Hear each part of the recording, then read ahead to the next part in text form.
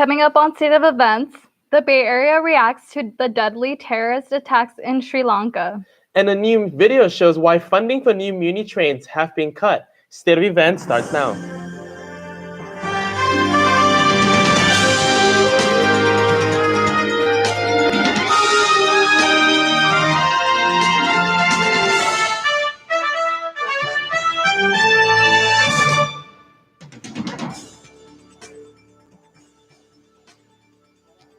Welcome to State of Events. I'm Karen Alarcon. And I'm Samuel Chua. Let's get down to our top story. San Francisco's ongoing struggle with homelessness has caused a heated debate amongst community members of the Embarcadero. Reporter Alexis Gonzalez has more on the story. Thank you, Karen. If you're from the Bay Area or have ever visited San Francisco, chances are you've noticed the city's ongoing struggle with homelessness. According to a report released by the Bay Area Council, the Bay Area has the third largest homeless population, with at least 28,000 of its citizens experiencing homelessness. But when we say experiencing homelessness, what does it actually mean? The most common form of homelessness, and the one that is noticed the most, is the one that explicitly shows people living in the streets. But homelessness is not always as transparent. When people struggle to pay their bills, rent, or even put food on the table, that is what the report described as homelessness. In San Francisco, people spend more than 32% of their income on housing alone, and with the decrease in affordable housing, more people are in danger of becoming homeless. In the report, the council predicted that it would cost an initial $12.7 billion to end homelessness in San Francisco, plus a couple billion more annually for ongoing services. The council's estimate came as the city requested to build a homeless navigation center in the Embarcadero. Navigation centers are unique because they house homeless individuals along with pets for an extensive amount of time. However, some members of the waterfront community are not happy. They fear that the center will only bring crime and turn the community dangerous. In an effort to explain the proposal, Mayor London Breed attended a community meeting but was shouted down by an angry crowd. Mayor Breed stated that every neighborhood should help with San Francisco's homelessness crisis. Opponents of the proposition have gone as far as to start a GoFundMe campaign titled Safe Embarcadero for All, but supporters did not stay behind and started their own campaign with a slightly different title, Safer Embarcadero for All. Commissioners will be voting on the center's approval today. Homelessness will continue being a topic of discussion in San Francisco. So if you have any thoughts or concerns that you would like to share with us, send us a DM on our social media. I would like to hear from you. And that is all I have for you guys. Back to you guys at the desk. Many in the Bay Area are reacting to the news of the terrorist attack in Sri Lanka and are sending prayers to the victims. Easter Mass at Oakland's Cathedral of Christ the Light began with prayers from Bishop Michael Barber. A San Ramon resident who grew up in India said it's very dreadful, painful, and shameful. It's okay to have belief, but when that belief is used for political mileage, that's bad. The proceeds from Sunday's offertory at Mass will go to help relief efforts in Sri Lanka. In honor of Earth Day, city leaders and residents across the Bay Area highlighted what they will be doing to help improve the state of the planet. In San Francisco, Mayor London Breed and city officials announced plans for renewable energy in the city by the Bay. SF leaders also addressed banning diesel buses in the city. Across the San Francisco Bay, Alameda County Supervisor Nate Miley is launching a pilot program to find new ways to tackle illegal dumping on the streets of Oakland. Funding for new trains has been halted after reports of mechanical issues. The state is investigating after disturbing videos show a woman's hand getting locked between a train door and dragged along at the Embarcadero station. San Francisco Board of Supervisors are now holding off on giving Muni the $62 million they asked from the city to fast track so they could buy 151 new trains. Instead, they will be focusing plans on how to address the problem with the upcoming trains. As for the woman in the video, it is known that she is recovering from the incident after being hospitalized for 4 days and then released. A man was saved after a cliff rescue in San Francisco's Presidio near Langdon Court parking lot on Monday evening. San Francisco's fire officials reported that a man was clinging on the side of a cliff yelling for help. Officials say the man has been safely rescued and that he appears to be in stable condition at the time. He was being evaluated by medics after being pulled to safety. Next on State of Events, a recent investigation of Uber reveals a startling issue with the ride-sharing app. Reporter Alexandria Hernandez has the details after the break. And looks like you'll have to wait a little longer to get your hands on Samsung's new foldable phone. Find out why Friday's launch is being postponed.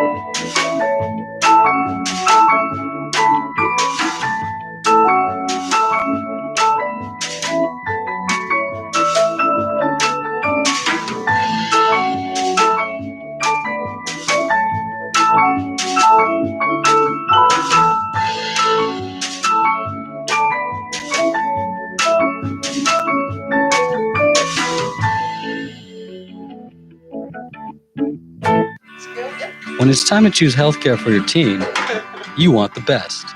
When it's time for your teen's questions to be answered, you want a professional you can trust. At Valencia Health Services, your time is well spent. We provide professional, quality healthcare. Valencia Health Services, dedicating quality time to professional healthcare because your teen's health is our first priority. Valencia Health Services, quality time because we care.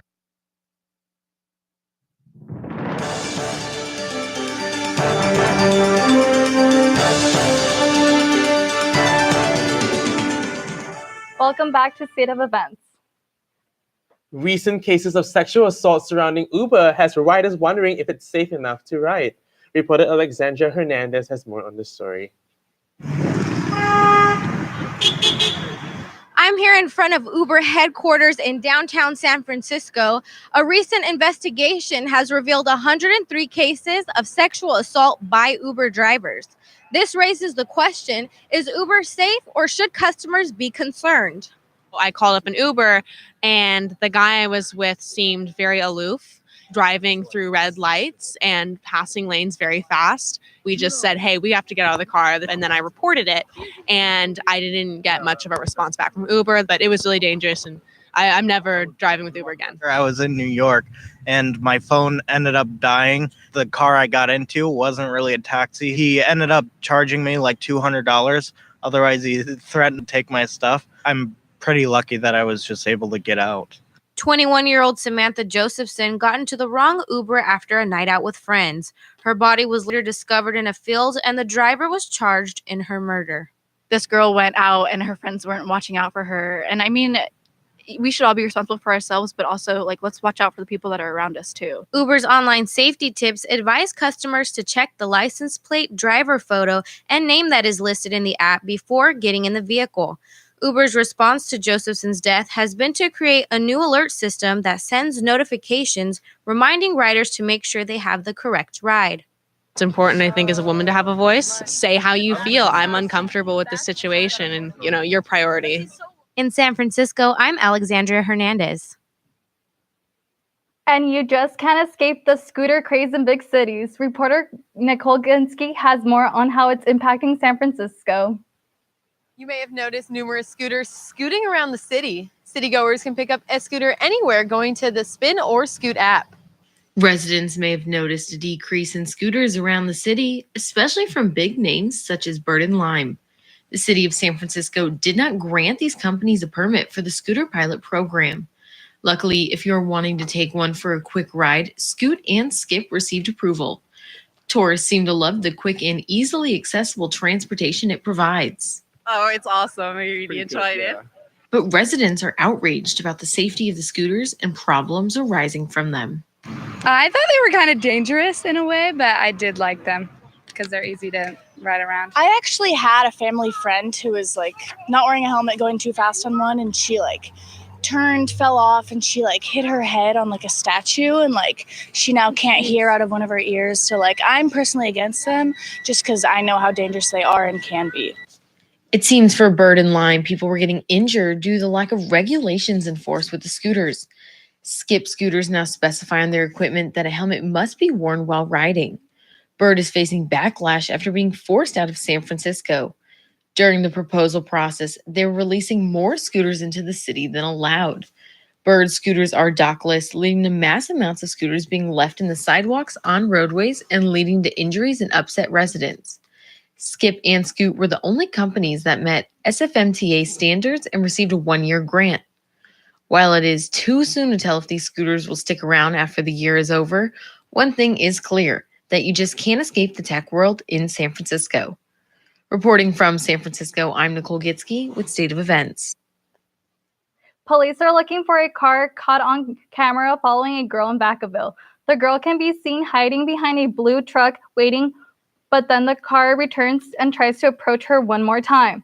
Only when the car leaves again, then she takes off running to safety. Police say the man, described as a black male in his 20s with dreadlocks, has been following her for several blocks near Ulysses Drive and Leisure Town Road.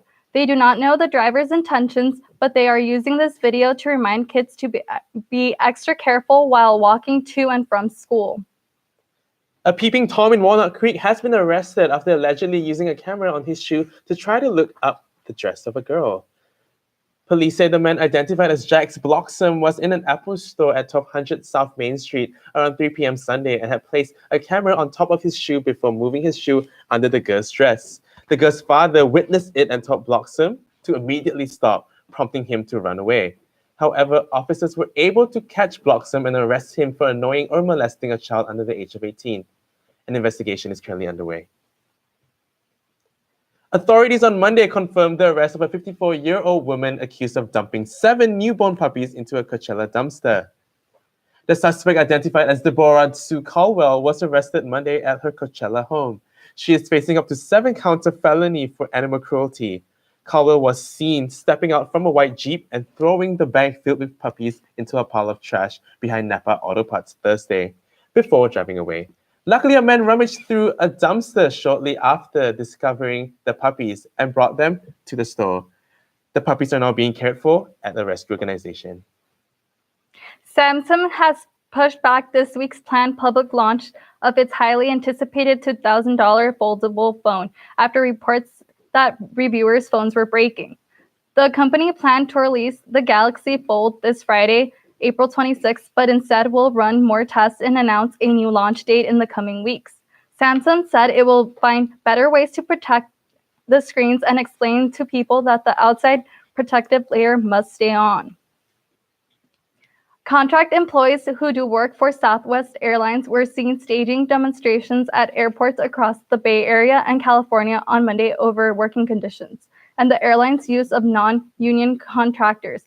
Workers are calling out the airlines outsourcing, saying their healthcare has become more expensive and working conditions have become more grueling as a result.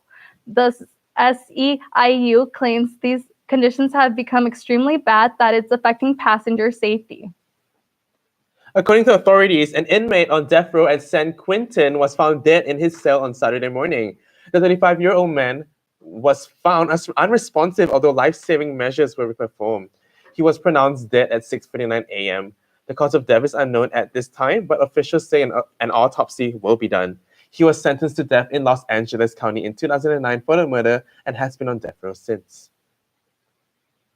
Coming up after the break, find out what the Sacramento Kings' new coach is being sued for. And stay tuned to get an update about what's happening in the fashion world.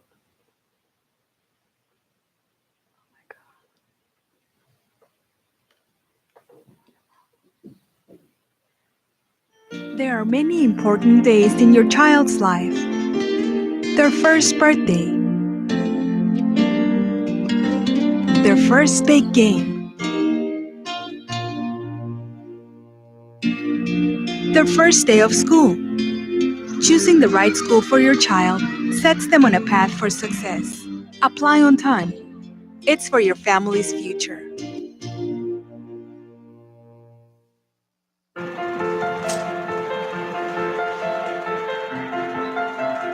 No matter how much you give, every cent donated can turn into something useful.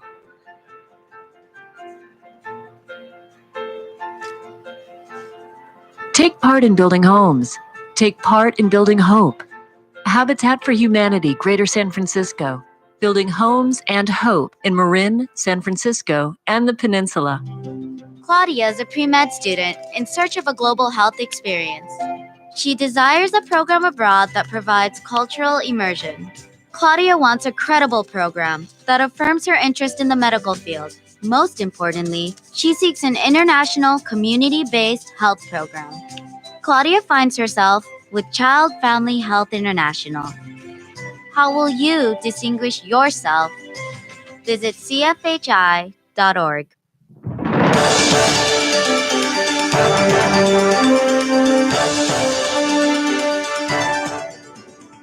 Welcome back to State of Events.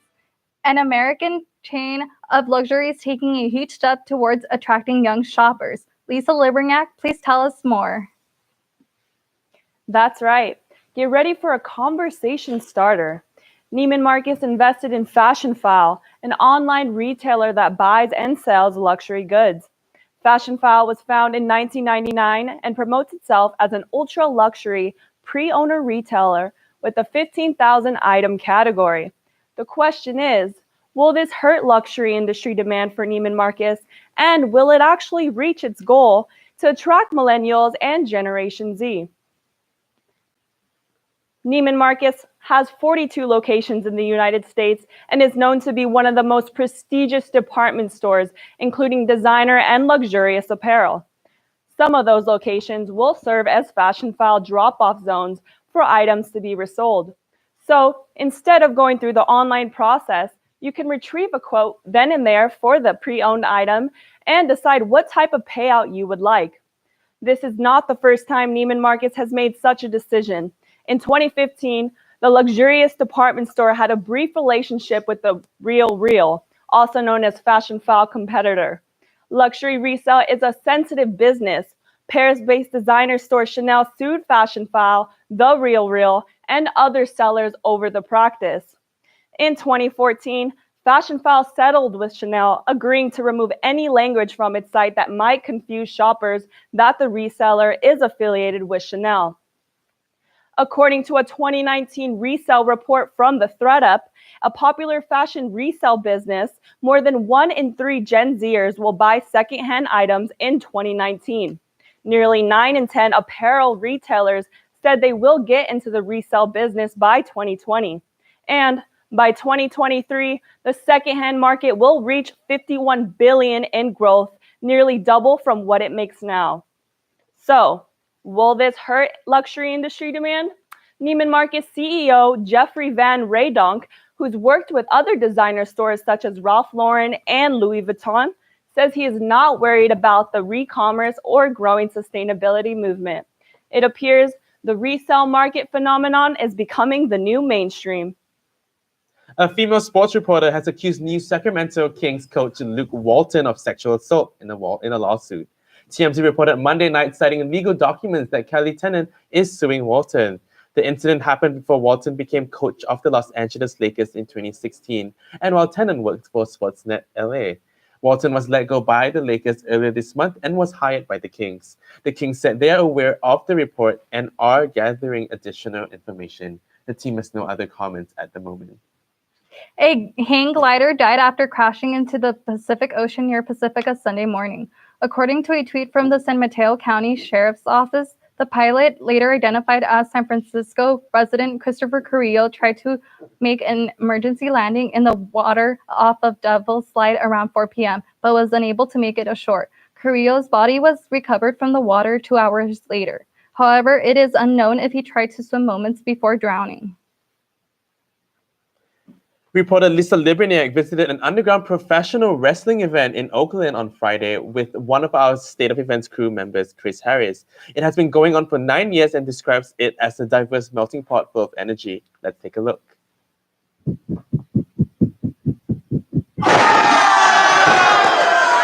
I'm Lisa Librignac for State of Events, and I'm currently inside the Oakland Metro Opera House, home of the weekly wrestling phenomenon, Hood Slam.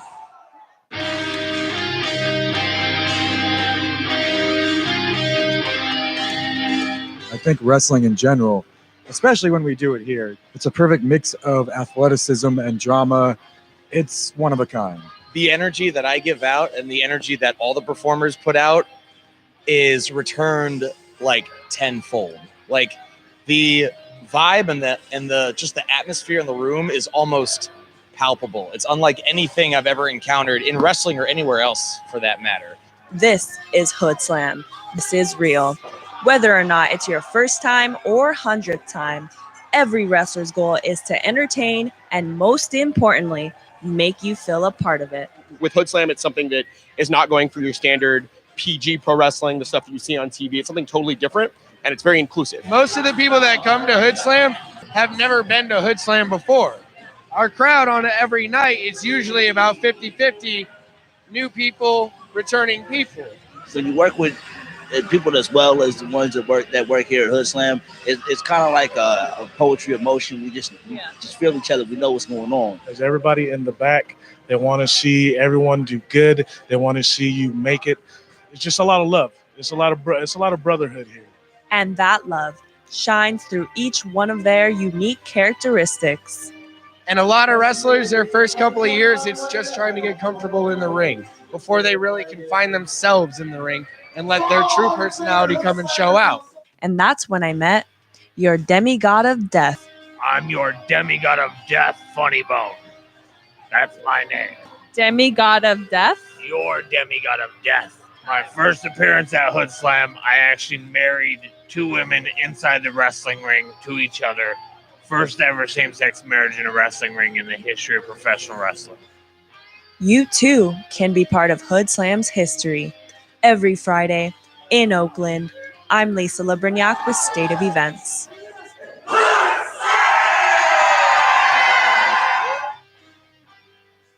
And now it's time for what you all have been waiting for, the Priest Report, where Zach will talk about the popular streaming site Twitch. Zach has the scoop on all the money being made by gaming streamers on the platform. Zach? Thanks, guys.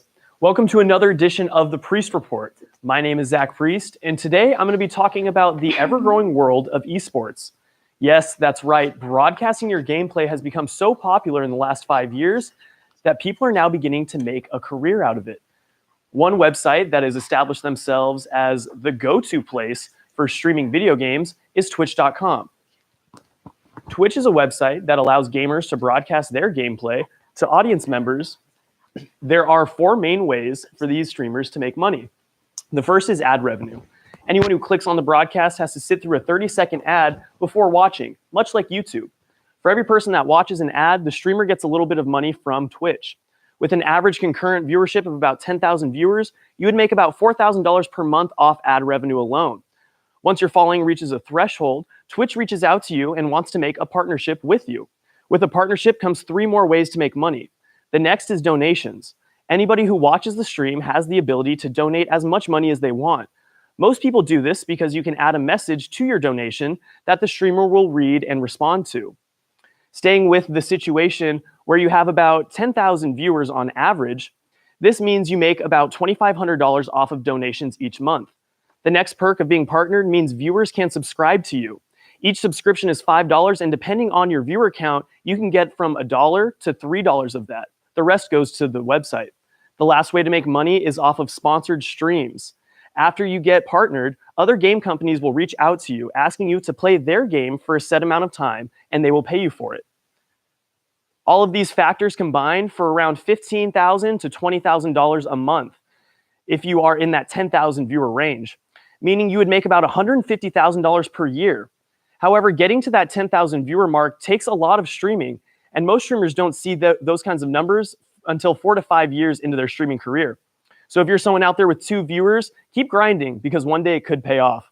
That's all I have for you in this week's Priest Report. Back to you guys at the desk. Thanks, Zach. Do you know that Twitch actually broadcasts Tetris battles? No, what is Tetris? Wait, she doesn't know what's Tetris. Oh, Yeah. well, that's all we have for this week. To stay updated with all things Gator News, follow us on our social media platforms. And don't forget to check out our website, stateofevents.net. I'm Karen Alarcon. And I'm Sammy Chua. Have a great week.